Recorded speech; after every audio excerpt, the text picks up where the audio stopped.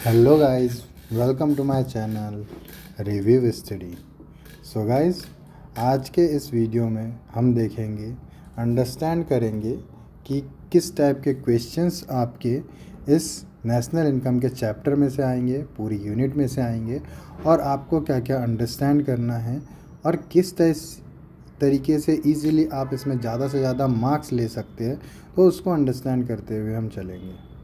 ठीक है, तो देखिए, जो नेशनल इनकम है उसमें जो क्वेश्चंस आते हैं, आपको मेनली न्यूमेरिकल क्वेश्चन आते हैं जो कि नेशनल इनकम कैलकुलेट करने के लिए आता है, और दूसरे टाइप के क्वेश्चंस जो आते हैं वो आपको रीज़न देना है, यस एंड नो बताना है, एंड रीज़न देना है क्या इसे नेशनल इनकम में इंक्लूड किया जाता है या नहीं किया जाता है। तो सबसे पहले गाइज मैं आपको ये बताता हूँ कि कैसे आप जो कैलकुलेशन वाले क्वेश्चन है वो उसको बहुत ईजीली सॉल्व कर सकते हैं। तो चलिए हम GDP-MP और से NNP-FC तक का जो सफ़र है उसको कैसे कैलकुलेट करना है उसको हम अंडरस्टैंड करते हुए चलते हैं। So let start. ठीक है, तो सबसे पहले आप देख रहे हो कि यहाँ पे हमारे पास बहुत सारे क्या है कंपोनेंट्स है, जो कि है GDP-MP, GDP-FC, NDP-MP, NDP-FC, GNP-MP, GNP-FC, NNP-MP और NNP-FC। इसमें से आपको पता होगा NDP-FC जो होता है वो डोमेस्टिक इनकम होता है, और NNP-FC जो होता है वो हमारा क्या होता है, नेशनल इनकम होता है। तो ज़्यादातर क्वेश्चंस में क्या पूछा जाता है कि आपको कोई भी मेथड दे दी जाएंगी और उससे आपको नेशनल इनकम निकालना होगा, ठीक है, या फिर डोमेस्टिक इनकम निकालना होगा। तो सबसे पहले हम ये अंडरस्टैंड करते हैं कि कैसे हम ये जो जी है या GDP-MP को कैसे हम NNP-FC में चेंज करते हैं उसको अंडरस्टैंड करते हुए चलते हैं। तो सबसे पहले हम वन बाय वन चलेंगे। अब GDP-MP का फुल फॉर्म क्या है, gross domestic product at market price, और NNP-FC का फुल फॉर्म क्या है, net national product at market price. तो जी का मतलब होता है ग्रॉस और एन का मतलब होता है नेट। ठीक है, अब ग्रॉस से अगर हमको नेट पे जाना है तो हम क्या करेंगे, डेप्रीशिएशन को माइनस कर देंगे। तो ये बन के क्या हो जाएगा, ये चेंज हो जाएगा आपका, ये चेंज होके हो जाएगा आपका NDP-MP, राइट। अब यहाँ से हम कहाँ आ गए, यहाँ आ गए, ठीक है। और इसके बाद उसके उल्टा जाना है तो नेट से अगर ग्रॉस में जाना है तो हम क्या करेंगे, माइनस डेप्रीशिएशन को कर देंगे, ठीक है। प्लस करा ग्रॉस से नेट पे आने के लिए, और नेट से ग्रॉस पे जाने के लिए माइनस कर दिया डेप्रीशिएशन को। अब यहाँ पे जो डी है, अब डी को हम जो है हमें क्या किस में चेंज करना है, एन में चेंज करना है। अब देखो ये एन में तो ऑलरेडी चेंज हो चुका है, ठीक है, पहला वाला। अब डी को एन में चेंज करना है, और उसके बाद MP तो जैसा कि वैसा है। तो उसमें डोमेस्टिक को अगर हम नेशनल में जाते हैं तो क्या करते हैं, हम प्लस NFIA करते हैं। NFIA को क्या करेंगे, हम प्लस करेंगे, ठीक है। और फिर NFIA को प्लस करने के बाद हमारा जो नया कंपोनेंट आएगा NDP-MP से हम NNP-MP में पहुंच चुके हैं। अब NNP-MP में इसका अपोजिट भी हो जाएगा। NNP-MP में एन को डोमेस्टिक में चेंज करने के लिए क्या करते हैं, हम NFIA को माइनस कर देते हैं, ठीक है।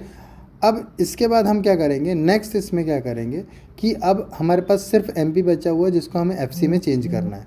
तो MP को FC में चेंज करने के लिए हम क्या करते हैं, ये जो MP है, MP मतलब होता है मार्केट प्राइस, और FC मतलब होता है फैक्टर कॉस्ट।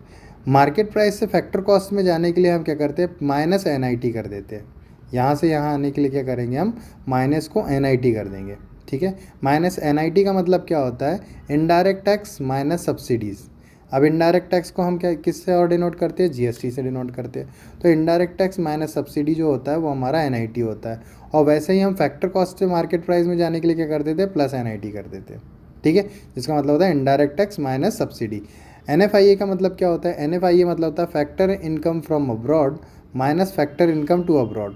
मतलब हमने फैक्टर इनकम अब्रॉड से कितनी प्राप्त की है और उसके अपोजिट में हमने फैक्टर इनकम अब्रॉड को कितनी दी है उसको माइनस कर देते हो, तो NFIA हमारा निकल जाता है। तो इसको आप अंडरस्टैंड कर चुके होंगे कि कैसे हमें gross domestic product at market price से हमें net domestic product at factor cost तक जाना है, या इसको हम कैसे चेंज कर सकते हैं। और बीच के जितने भी आएंगे उसको भी आप क्या कर सकते हो, वन बाय वन, G से N में और D से N में, ठीक है, MP से FC में चेंज करना आप इजीली अंडरस्टैंड कर चुके होंगे, ठीक है। अब हम आगे चलते हैं। आगे क्या है कि अलग अलग मेथड है। सबसे पहली मेथड क्या है, सबसे पहली मेथड है हमारी जो कि है वैल्यू एडेड मेथड। 3 मेथड है किसकी, नेशनल इनकम कैलकुलेट करने की, जो कि है value added method, income method and expenditure method. आप इसका स्क्रीनशॉट भी ले सकते हैं। सबसे पहले हम आते हैं वैल्यू एडेड मेथड के ऊपर। तो वैल्यू एडेड मेथड जो होती है, जिसमें हम क्या करते हैं, किसी भी वैल्यू का एडिशन करते हैं, उसके बाद जो हमारे में निकलता है वो हमारा होता है, जिसे हम बोलते हैं GVAMP या GDPMP। GVAMP का फुल फॉर्म है gross value added at market price. GDPMP आपको पता है gross domestic product at market price. GVAMP और GDPMP एक ही बात होती है, ठीक है। अब इसको कैलकुलेट करने के लिए मतलब किसी भी, ये हम पिछली क्लासेस में देख चुके हैं, वैल्यू एडेड मेथड जो होती है उसमें का मीनिंग क्या होता है। तो किसी भी प्रोडक्ट में वैल्यू का जो एडिशन होता है उसको सम करा जाता है, ठीक है। तो GDPMP या GVAMP equals to value of output minus intermediate consumption, ठीक है। तो ये हम देखेंगे कि जो वैल्यू ऑफ आउटपुट है उसको हम कैसे कैलकुलेट करते हैं, ठीक। तो हम देखेंगे वैल्यू ऑफ आउटपुट का मीनिंग क्या होता है। तो value of output equals to sales plus change in stock. ये चेंज इन स्टॉक कितना हुआ है और सेल्स हमारी कितनी हुई है, तो इससे हम क्या निकालते हैं, वैल्यू ऑफ आउटपुट निकालते हैं। यहाँ पे प्लस किया जाता है, ठीक है, प्लस है change in stock, value of output equals to sales plus change in stock. अब सेल्स को हम कैसे कैलकुलेट कर देंगे, तो हमने जितनी भी प्रोडक्ट को सेल किया है, ठीक है, आउटपुट जितना भी हमने सेल किया है और प्लस उसका प्राइस। जैसे कि मान लो हमने एक किसी प्रोडक्ट की 100 क्वांटिटी सेल की है और पर प्रोडक्ट का जो प्राइस है वो है हमारा कितना, 5 रुपीज़ है। तो 100 इंटू 5 कितना हो गया, 100 इंटू 5 हो गया हमारा 500। तो हमारी सेल्स कितनी हो गई, ठीक है, सेल्स होगी 500 की, ठीक है। और इसके बाद चेंज इन स्टॉक क्या होता है, चेंज इन स्टॉक होता है क्लोजिंग स्टॉक, या इसे इन्वेंट्री भी बोलते हैं, इन्वेंट्री इन्वेस्टमेंट भी बोलते हैं, जो हम पिछली क्लासेस में आपको ऑलरेडी बता चुके हैं कि closing stock minus opening stock होता है हमारा चेंज इन स्टॉक, ठीक है। ये सब चीज़ें आप अंडरस्टैंड करते हुए चलो। अब इसके बाद हमारा जब अगर प्रोडक्ट निकलेगा, इससे हमें क्या मिल गया, वैल्यू ऑफ आउटपुट मिल गया और इंटरमीडिएट कंजप्शन ऑलरेडी आपको क्वेश्चंस में दिया हुआ होगा। माइनस हम इंटरमीडिएट कंजप्शन कर देंगे, जिससे हमें क्या निकल जाएगा, GVAMP या GDPMP। फिर हमें इससे कैलकुलेट क्या करना है, NNPFC कैलकुलेट करना है। तो हम क्या करेंगे, हम इक्वल टू का साइन करेंगे, फिर इसके बाद हम इसको पुट कर देंगे GDPMP या GVAMP माइनस, सबसे पहले G को N में चेंज करने के लिए क्या करेंगे, G को N में चेंज करने के लिए माइनस डेप्रीशिएशन कर दिया। फिर ये D है या V है, इसको चेंज में N में चेंज करने के लिए क्या कर देंगे, प्लस NFIA कर देंगे। और FC को MP में, MP को FC में चेंज करने के लिए क्या कर देंगे, माइनस NIT कर देंगे, ठीक है। तो हमारा क्या निकल जाएगा, NDPFC निकल जाएगा। तो वैल्यू एडेड मेथड में आपको बस इतना सा करना है, ठीक है। इसकी जगह वैल्यू एडेड मेथड में आपको तीनों सेक्टर्स भी दिए हुए हो सकते हैं कि तीनों सेक्टर का जो आउटपुट है या वो इतना इतना है, तो आप तीनों सेक्टर के आउटपुट को प्लस कर दोगे, ठीक है। वहाँ से भी आप कैलकुलेट कर सकते हैं, या आपको किसी फर्म का भी वैल्यू एडिशन निकालने को दिया जा सकता है। तो उसमें से जो फर्म सेकंड वाली जो भी फर्म होगी उससे जितना भी ख़रीदा होगा वो इंटरमीडिएट गुड्स हो जाएंगे, तो उसको माइनस कर दोगे आप, ठीक है। हम क्वेश्चंस में देखेंगे। नेक्स्ट आता है आपका इनकम मेथड। ये आपका इनकम मेथड का एक स्लाइड में सब कुछ आ गया है, देखिए। तो यहाँ पे इनकम मेथड आप स्क्रीनशॉट ले सकते हो, इसमें ही सब कुछ है।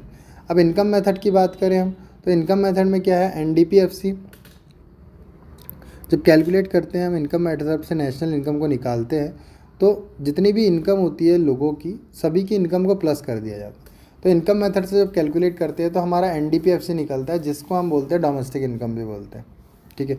डोमेस्टिक इनकम भी इसे हम बोलते हैं। अब इसको कैलकुलेट करने के लिए क्या करते हैं, कंपनसेशन ऑफ एम्प्लॉयज़, ठीक है, compensation of employees plus operating surplus plus mixed income किया जाता है।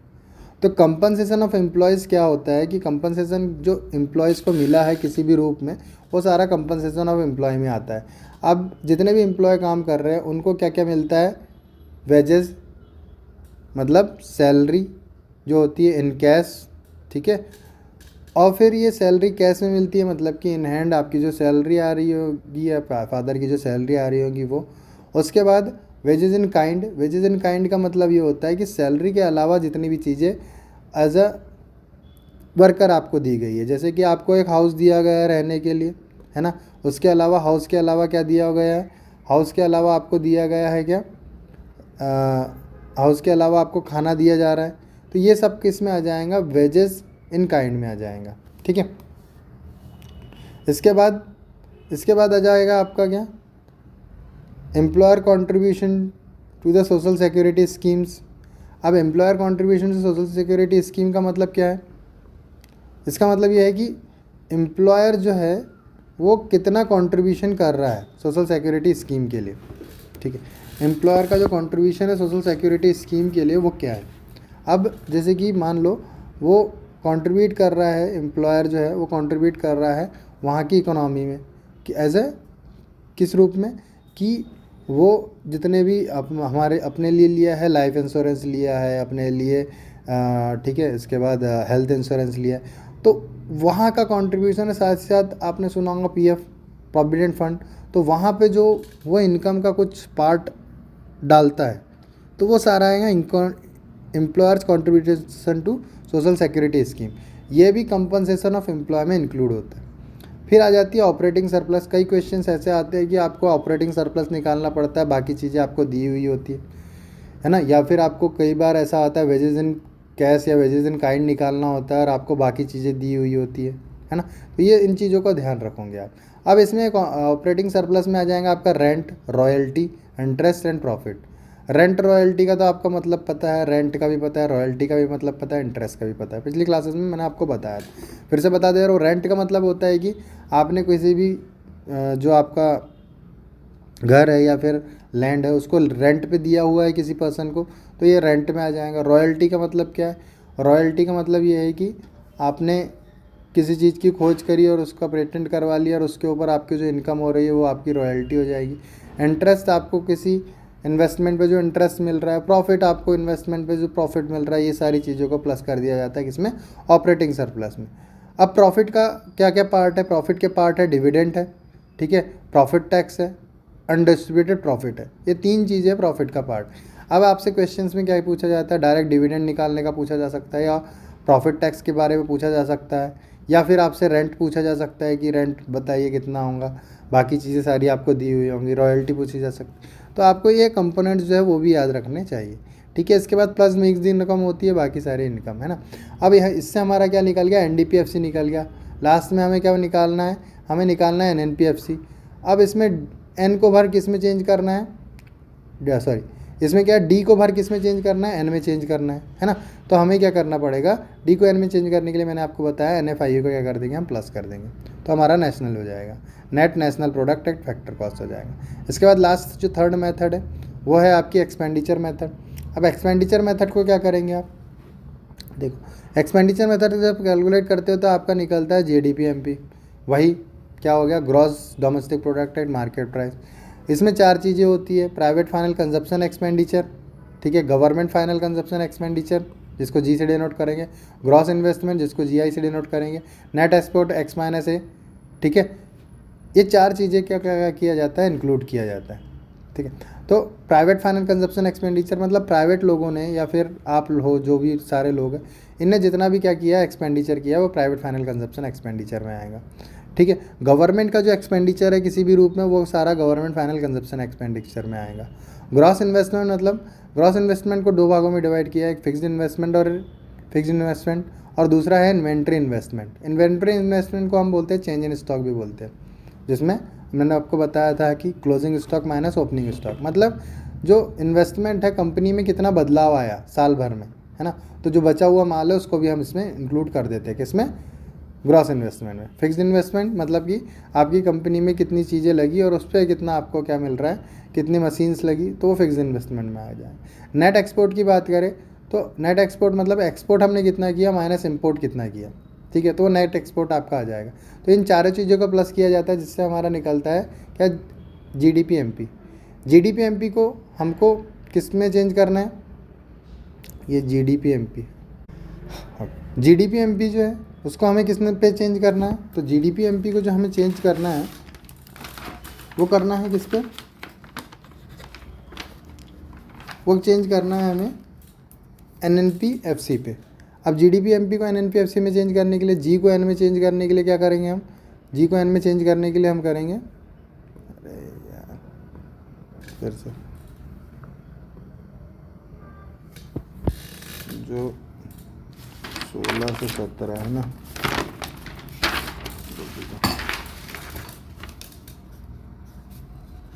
17 तक कट करना है, ठीक है। तो जो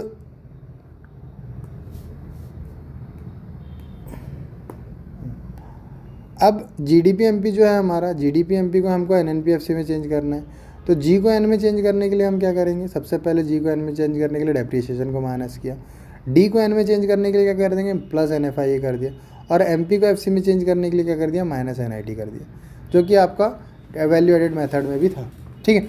तो ये सारी चीज़ें हैं आपकी, जिससे आप तीनों मेथड में नेशनल इनकम को बहुत ईजीली आप क्या कर सकते हो, ईजिली सॉल्व कर सकते हो, ठीक है। तो चलिए अब हम क्वेश्चंस देखते हैं। तो क्वेश्चन में सबसे पहले आपका ये क्वेश्चन है, डिफाइन फ्लो वेरिएबल, जो कि आपका 1 मार्क का क्वेश्चन आ सकता है, तो उसको आपको सॉल्व करना है। Define the consumption goods, consumption goods आपको पता है। सबके पहले इसके बाद एक क्वेश्चन है जो कि ये है, find the net value added at market price. अब net value added market price पे यहाँ फाइंड करना है, आपको दिया depreciation, output sold unit, price per unit output, closing stock, opening stock, sales tax और इंटरमीडिएट कॉस्ट।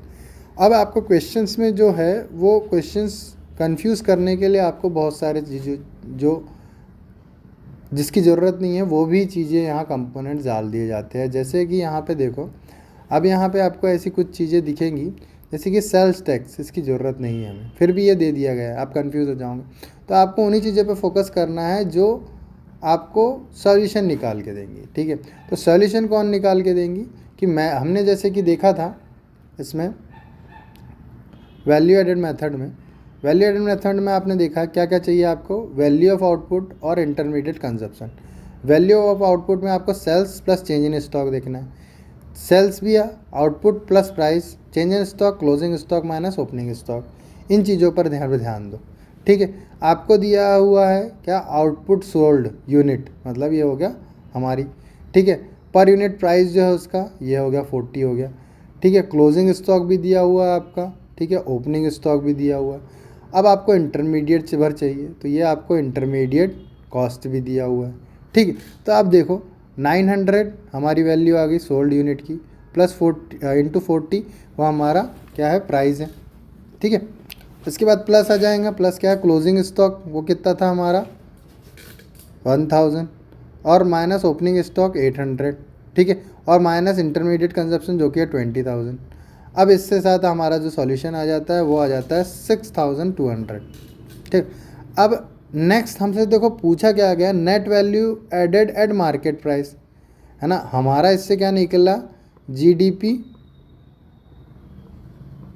एट MP निकला। अब यहाँ पे पूछा क्या गया है, NDP MP। अब ये G को हमें N में चेंज करना है, तो क्या करेंगे, माइनस कर देंगे डेप्रीशिएशन जो कि हमें दिया हुआ है ऊपर, 16,200 माइनस 700 दैट इज़ 15,500। तो आपको इस तरीके से क्वेश्चन को क्या करना है, सॉल्व करना है। आपको पहले ये देखना है कि आपके जो चीज़ें हैं वो दी हुई है या नहीं, ठीक है। अब हम नेक्स्ट क्वेश्चन पे चलते हैं, ठीक है, आगे कुछ क्वेश्चन छोड़ के, ठीक है, जो कि है क्वेश्चन नंबर 8। हाँ, calculate sales from the following data. मैंने आपको बताया था कि डायरेक्ट आपसे GDP-MP या NDP-MC यही नहीं पूछेंगे, हो सकता है कि आपसे कुछ सिंगल चीज़ पूछ ले, जैसे कि यहाँ पे दिया हुआ calculate sales from the following data. अब फॉलोइंग डाटा से आपको सेल्स को कैलकुलेट करना है। अब सेल्स को कैलकुलेट करने के लिए क्या करेंगे कि सबसे पहले आप क्या करेंगे कि आपको जो वैल्यूज़ है उसे देखना है।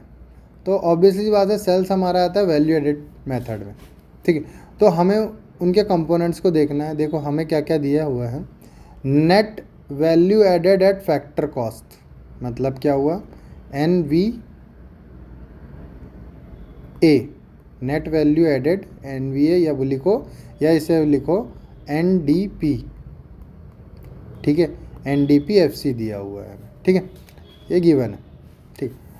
डेप्रिसिएशन दिया है, चेंज इन स्टॉक दिया है, इंटरमीडिएट कॉस्ट दिया हुआ है, और हमें दिया है एक्सपोर्ट दिया है, इनडायरेक्ट टैक्स दिया है।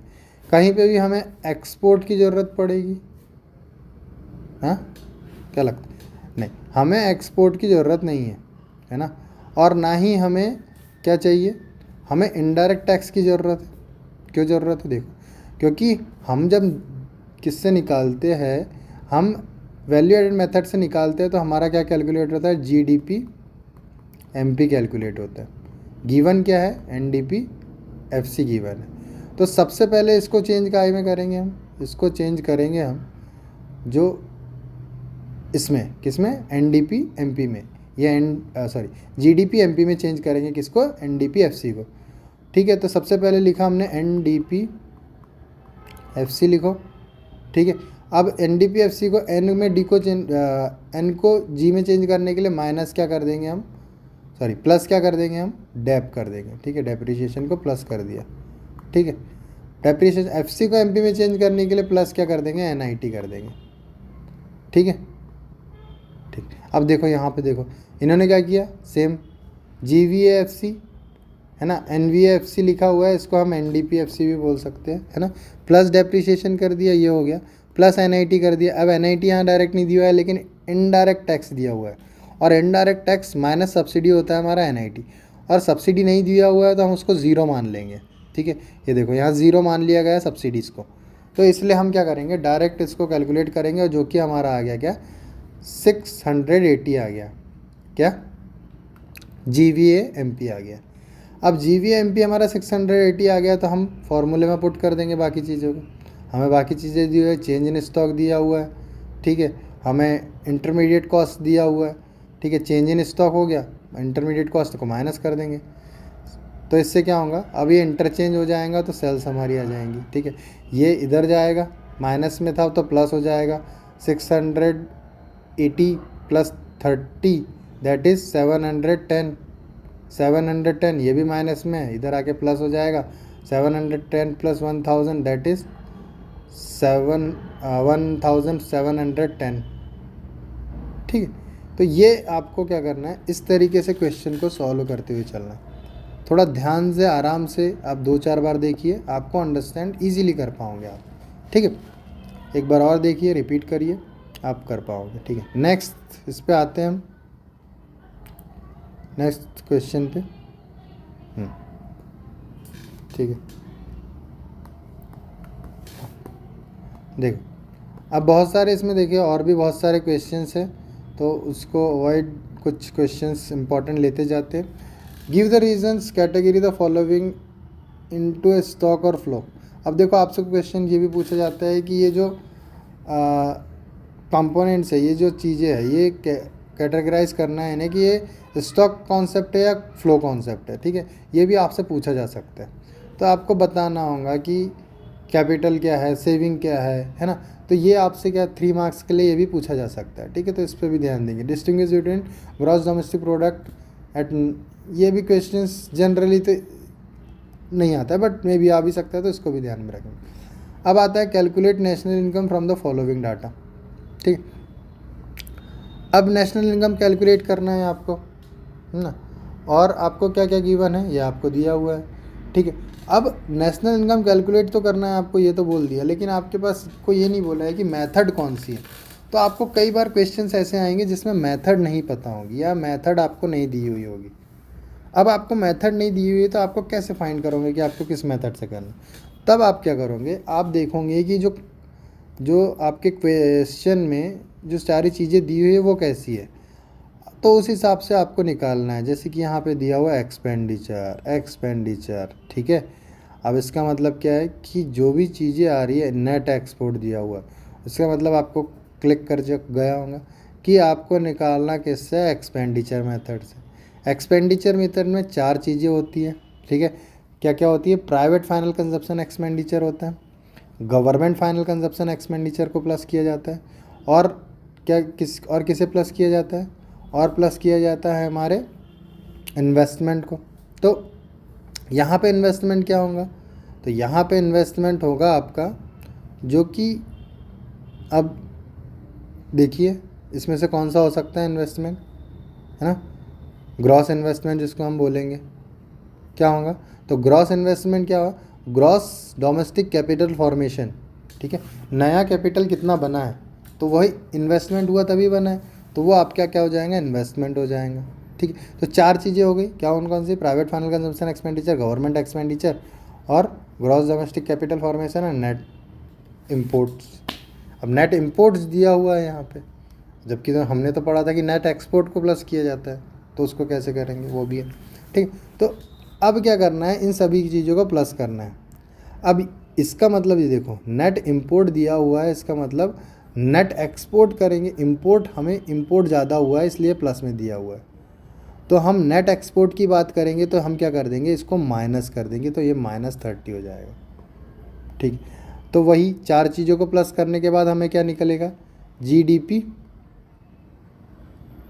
MP कैलकुलेट होगा, है ना, GDP MP, है ना, gross domestic product at market price. देखो C यही 900, मतलब प्राइवेट फाइनल कंजप्शन, G मतलब gross government final consumption expenditure 400 हो गया। ठीक है, ग्रॉस डोमेस्टिक कैपिटल फॉर्मेशन जो कि है 250, ये भी हो गया। अब नेट इंपोर्ट दिया हुआ है, तो net import export, net export क्या हो जाएगा, -30 हो जाएगा, ये भी हो। तो इन सभी का प्लस क्या हो जाएगा हमारा, ये हो जाएगा कितना, 1520 आ गया। अब 1520 आया तो इसके बाद क्या था, हमें निकालना है नेशनल इनकम। नेशनल इनकम क्या होती है, NNPFC। ठीक है, अब GDP MP से NNPFC पे जाने के लिए सबसे पहले माइनस डेप कर दो, प्लस क्या कर दो, उसके बाद प्लस कर दो NFIA, और प्लस NFIA के बाद क्या कर दो, माइनस NIT कर दो। इतना तो पता है आपको लोगों को, है ना। ये देखो वही किया गया है। क्या किया गया है यहाँ पे, सबसे पहले क्या किया, माइनस डेप्रीशिएशन कर दिया उन्होंने, माइनस डेप्रीशिएशन कर दिया। ठीक है, माइनस डेप्रीशिएशन करने से क्या आ गया, 1500 आ गया। अब माइनस डेप्रीशिएशन आपको ऑलरेडी दिया हुआ था, है ना, डेप्रीशिएशन आपको ऑलरेडी दिया हुआ है। देखो किस फॉर्म में दिया हुआ है डेप्रीशिएशन,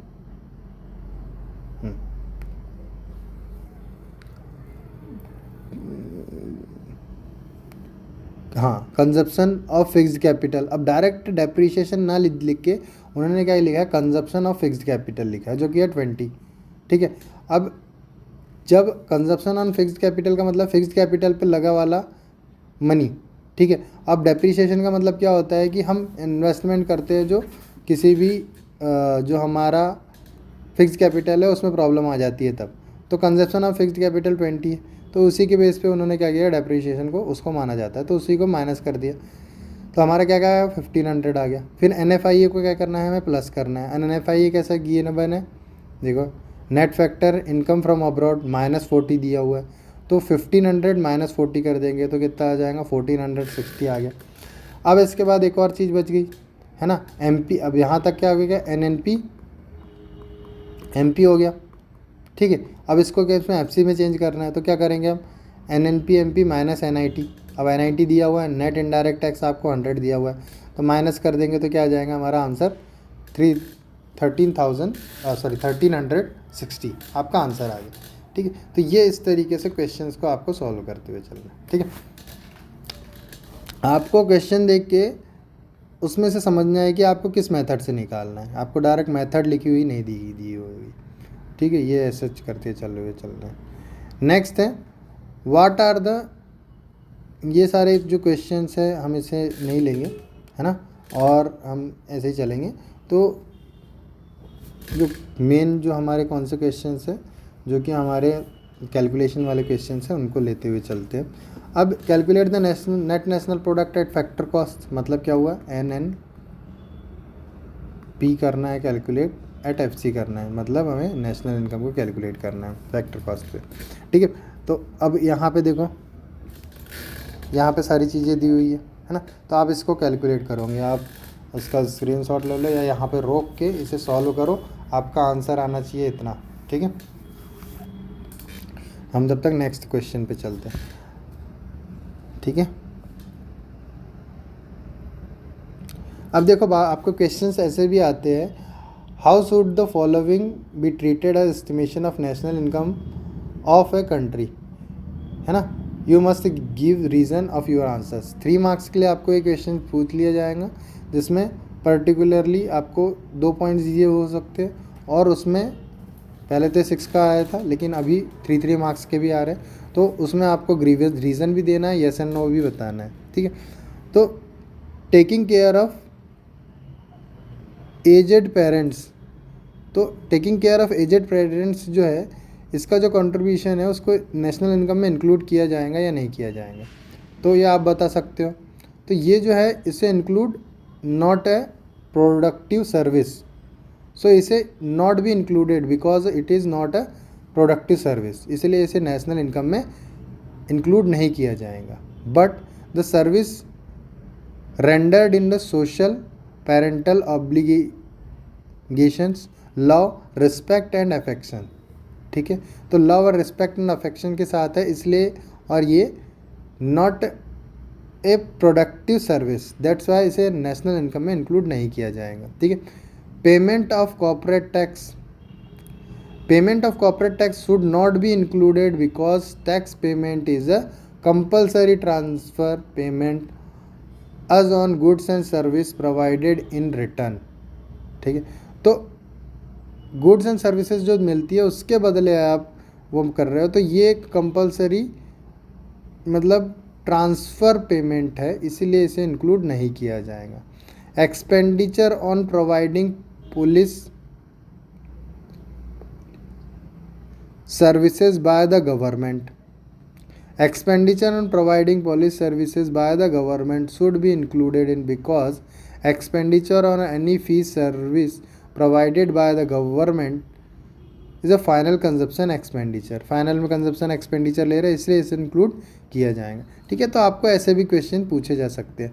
आपको प्राइस इंडेक्स का जो फॉर्मूला है वो बताया था, nominal GDP divided by real GDP into 100 होता है, इसी को हम जीडीपी डिफ्लेटर भी बोलते हैं। तो आपको ये भी कैलकुलेट करने के लिए क्वेश्चंस आ सकते हैं, ठीक है। अब हम आगे चलते हैं।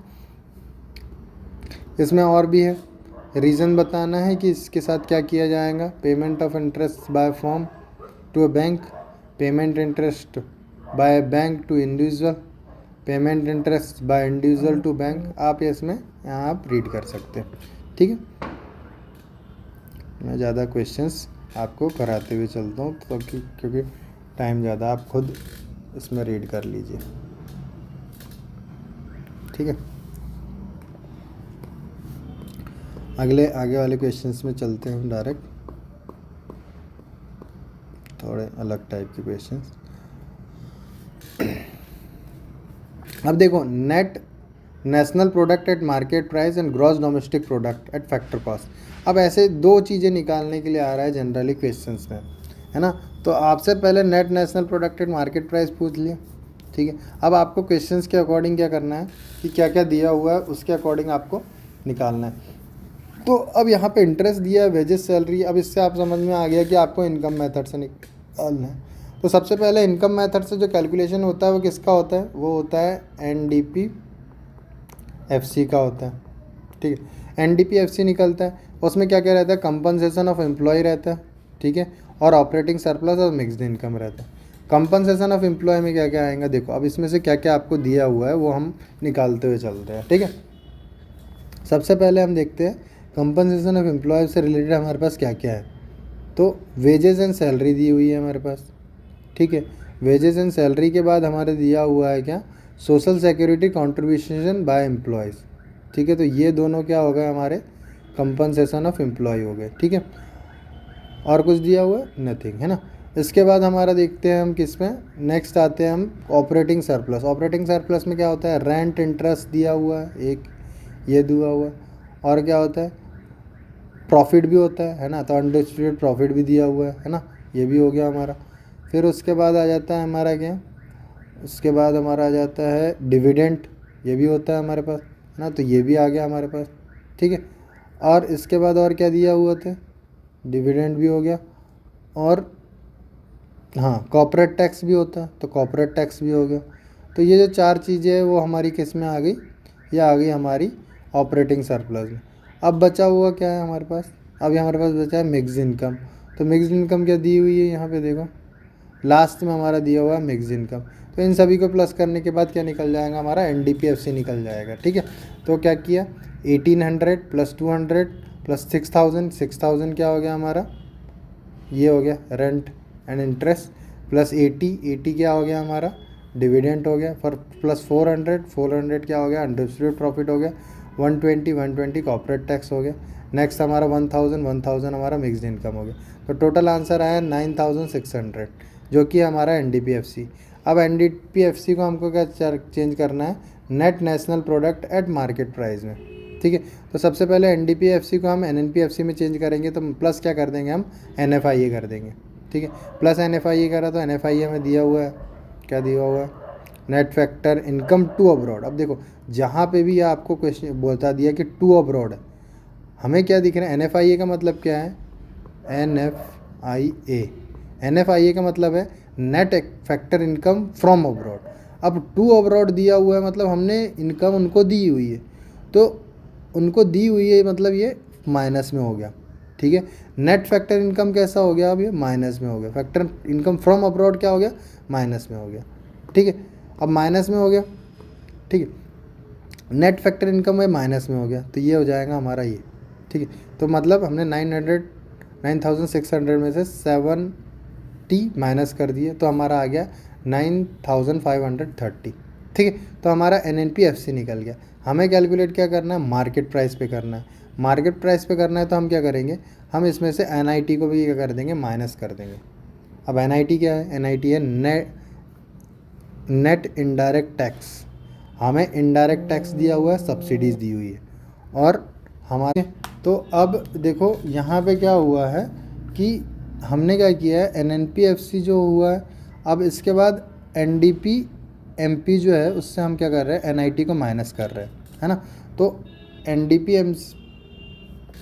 NNPMP हमें निकालना है ना, मार्केट प्राइस पे, तो NNPFC माइनस NIT कर दिया। अब NIT करने के लिए हमें क्या करना पड़ेगा, हमें करना पड़ेगा जो हमारे पास दिया हुआ है इनडायरेक्ट टैक्स माइनस सब्सिडीज़। अगर हमें हमारे पास यहाँ पे दिया हुआ होता इनडायरेक्ट टैक्स, नेट की जगह सिर्फ इनडायरेक्ट टैक्स दिया हुआ होता, तब हम क्या करते, माइनस सब्सिडीज़ करते। लेकिन हमारे पास डायरेक्ट दिया हुआ है NIT, तो हम क्या करेंगे, हम दोनों को क्या कर देंगे, प्लस कर देंगे। किस में से, NNPFC में प्लस कर देंगे किसको, NIT को, तो हमारा NNPMP निकल जाएगा, जो कि है हमारा 9630 है। ठीक है, ऐसा ही हमारा हमें दूसरी चीज़ें भी निकालने के बोला गया था कि दूसरा क्या है हमारा, दूसरा था हमारा gross domestic product at factor cost. तो gross domestic product at factor cost निकालने के लिए क्या करेंगे, हमें जो NDPFC तो हमारा निकल चुका था, जो कि था हमारा ये। ठीक है, तो NDPFC और N को G में चेंज करने के लिए क्या करते हैं, हम प्लस डेप्रिसिएशन कर देते हैं। डेप्रिसिएशन हमारा क्या हुआ है, दिया हुआ है। डेप्रिसिएशन किस फॉर्म में दिया हुआ है, कंजप्शन ऑफ फिक्स्ड कैपिटल। ठीक है, तो ये क्या हो गया, इन दोनों को प्लस कर दिया, तो हमारा आंसर ये आ गया। ठीक है, ये क्या कितना आ गया, 9650। तो मैंने तीनों टाइप के जो तीनों मेथड है उसके अलग अलग टाइप के क्वेश्चंस हमने लगभग कर चुके, बट हम और कुछ क्वेश्चंस को देख लेते हैं। ठीक है, आपको ध्यान रखना होगा, एक क्वेश्चंस में बता रहा हूँ आपको कि a chalk and duster used by a teacher is included in national income और नॉट। आप क्या आंसर दोगे इसका, तो इसका आंसर जो है वो है कि chalk duster used by a teacher in a classroom, so that is not included in a national income because this is an intermediate cost। ठीक है, या इंटरमीडिएट गुड।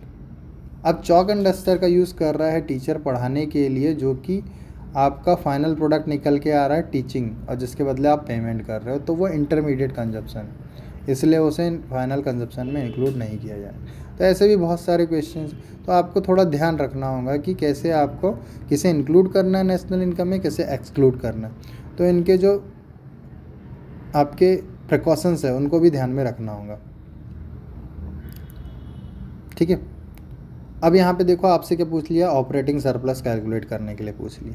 तो ऑपरेटिंग सरप्लस आप कैलकुलेट करोगे तो कैसे, अब देखो आपको दिया है wages and salary, national income दिया हुआ है।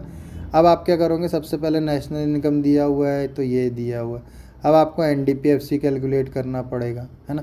तो सबसे पहले नेशनल इनकम क्या हुआ है, NNPFC है, ठीक है, NNPFC है। और हमारा जो इनकम मेथड है उससे क्या निकलता है, NDPFC कैलकुलेट होता है, ठीक है। अब NND इसमें क्या करेंगे हम, तो N को हम D में चेंज करेंगे, तो क्या करेंगे हम -NFIA कर देंगे, ठीक है, -NFIA कर दिया। तो सबसे पहले हमने क्या निकाल लिया, NDPFC निकाल लिया।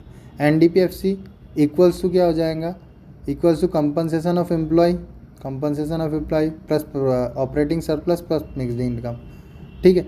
अब ऑपरेटिंग मिक्स्ड इनकम हो गया, तो कंपनसेशन ऑफ एम्प्लॉय हमें डायरेक्ट दिया हुआ है क्या, देखो कहाँ दिया हुआ, देखो देखो इसमें कंपनसेशन ऑफ एम्प्लॉयज़ में ओनली वेजेस एंड सैलरी दी हुई है, तो उसमें से ये 2400 कर दिया ने, ठीक है। और नेक्स्ट हमें क्या चाहिए था, हमें चाहिए था ऑपरेटिंग सरप्लस, जो कि हमें निकालना ही है। और नेक्स्ट हमारे पास क्या है, मिक्स्ड इनकम। तो मिक्स्ड इनकम यहाँ पे कहीं दिया हुआ है, देखिए मिक्स्ड इनकम ऑलरेडी दिया हुआ है, तो बस डायरेक्ट लिख देंगे, ये हो गया, ठीक है। अब ये प्लस में था, इधर जाके माइनस में हो जाएगा, तो 4000 माइनस 2400, ठीक है। ये कितना आ जाएगा आपका, ये हो जाएगा आपका 1600, ठीक है, equals to operating surplus plus 400, ठीक है। अब ये 400 को ये भी प्लस में, इधर माइनस में हो जाएगा, तो कितना हो जाएगा ये आपका, ये आ जाएगा आपका कितना 1200, ठीक है, ये आ गया 1200, ये आ गया आपका आंसर, ठीक है, ऐसा करके। तो ये आपका कैलकुलेशन इस तरीके से आप करेंगे, है ना। और आपको एक और चीज़ निकालना था, जो कि था नेट एक्सपोर्ट, नेट एक्सपोर्ट निकालना था आपको। तो नेट एक्सपोर्ट भी आपको निकाल लेंगे, क्योंकि यहाँ पे देखो दूसरे फैक्टर्स भी दिए हुए हैं, ठीक है। एक्सपोर्ट मतलब एक्सपेंडिचर मेथड के भी कुछ कंपोनेंट्स दिए हुए, देखो एक्सपेंडिचर मेथड, एक्सपेंडिचर, है ना, तो एक्सपेंडिचर, है ना, तो ये सारी चीज़ें, नेट एक्सपोर्ट भी दिया हुआ है, ठीक है। तो ये निकालना है आपको, है ना, नेट एक्सपोर्ट। तो यहाँ से भी आप इसको भी कैलकुलेट करोगे, जो मैंने आपको मेथड बताई थी उसके थ्रू आप कैलकुलेट करोगे, तो ये आप कैलकुलेट करोगे, ठीक है। एक बार क्वेश्चन और देख लो।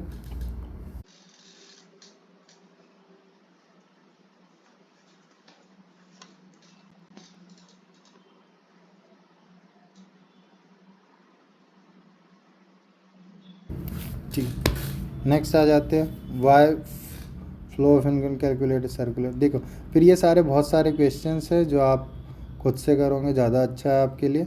आप प्रैक्टिस करते रहो सारे क्वेश्चंस। अगर कोई डाउट है तो आप नीचे कमेंट में क्वेश्चंस डाल सकते हो, या फिर आप अलग से इसका PDF या क्वेश्चन बैंक आपको जो चाहिए होंगी मैं आपको प्रोवाइड करवा सकता हूँ, आप कमेंट कर सकते हो, ठीक है। या फिर कुछ क्वेश्चंस आप खुद सॉल्व करके देख सकते हो, ठीक है। आपके पास क्वेश्चन बैंक होंगी तो उससे आप क्वेश्चन सॉल्व कर सकते हो, ठीक है। देखिए calculate gross value added at market price, अब यहाँ पे आपको ये कैलकुलेट करना है। तो आपको ये बहुत सारे जो क्वेश्चंस है आप इसको रोक के एक स्क्रीनशॉट आप ले सकते हो और उससे आप कैलकुलेट करके देख सकते हो, ठीक है। ये देखिए कुछ डिफरेंट टाइप के क्वेश्चंस भी है, अलग अलग जो सीरीज़ है, ये अलग अलग ईयर है, उसके अलग अलग क्वेश्चंस यहाँ पे दिए हुए हैं आपके पास सारे, ठीक है ना। तो